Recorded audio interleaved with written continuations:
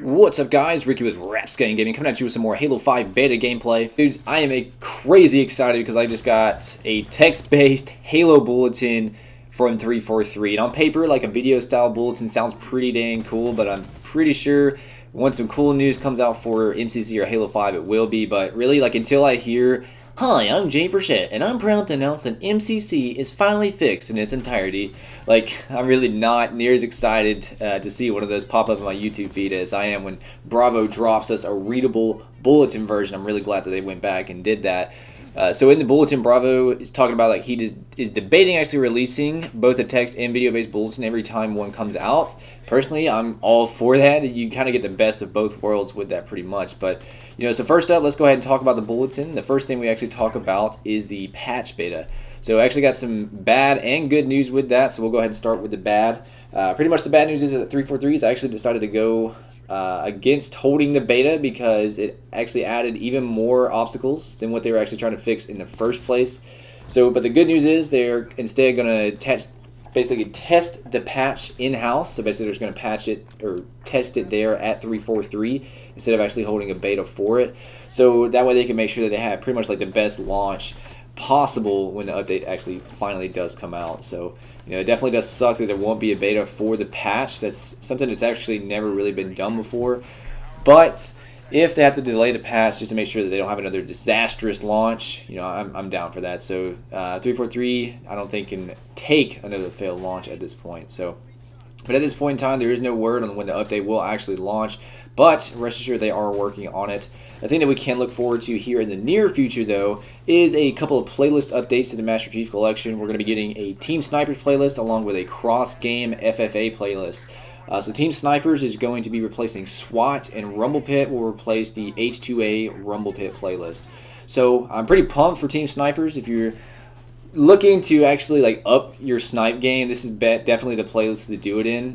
Pretty much allows you to get your accuracy down without actually having to worry about anyone like charging you with an AR or getting up close to you. So it pretty much like eliminates any sort of those distractions, so you can definitely work on your accuracy as a sniper and then convert that over into some actual I guess team-based games where everything else is going to be added into it. So I'm also really pumped for the cross-game FFA. Back in the Halo 3 days, like FFA was actually my second favorite playlist in the Halo franchise. It was second only to Team Doubles. And I feel like FFA is the absolute best way to work in your personal skill as a player. Like, I used to get so mad if anyone ever beat me in FFA, and like all I could think about was just actually getting better than them. So it definitely drove me to become a better Halo player, and it gave me the skills that I could then actually carry over into actual team play. So I think if you can actually work on your individual skill, converting that over to team play just makes it so much easier to do. So another thing, 343 also said in the bulletin that an objective-only playlist is in the works. Although they're not going to be putting it out with the same update that Team Snipers and the FFA is coming out with, it is still in the works and they're putting the final touches on it.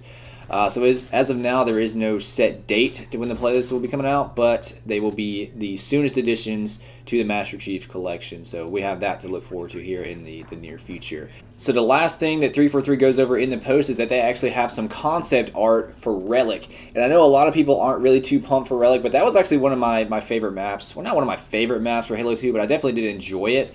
I don't know that it would be my first choice for them to bring into it, but the fact that they're doing it in the first place is cool in my opinion. Although the circumstances for which this has come about is not the best, it's still really cool that 343 is doing this, along with actually releasing Halo 3 ODST campaign in 60 frames in all the 1080p goodness.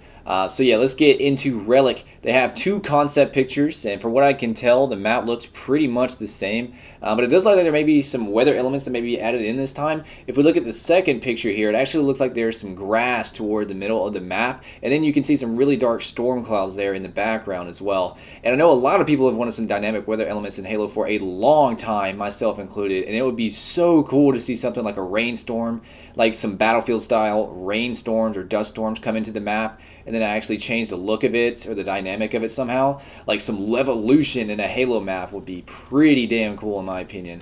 But, you know, that is just speculation. Just looking at the picture, it looks like that could be a possibility. Let me know what you guys think about that in the comments below, actually. I would love to see something like that, especially like they would actually carry on the theme of having like some sort of interactive element with each of the maps. Although I still to this day do not know what the interactive element on Wizard is, or if they just said that it was going to be on a couple of the maps. I don't really know. I'm pretty sure they said it was going to be in every one.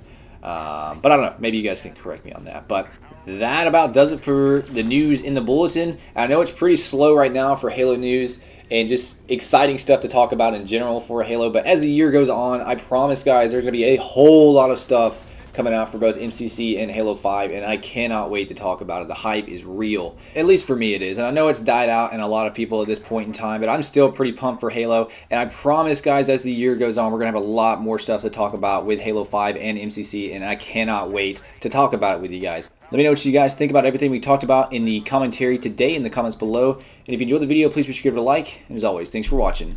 Rapscallion out.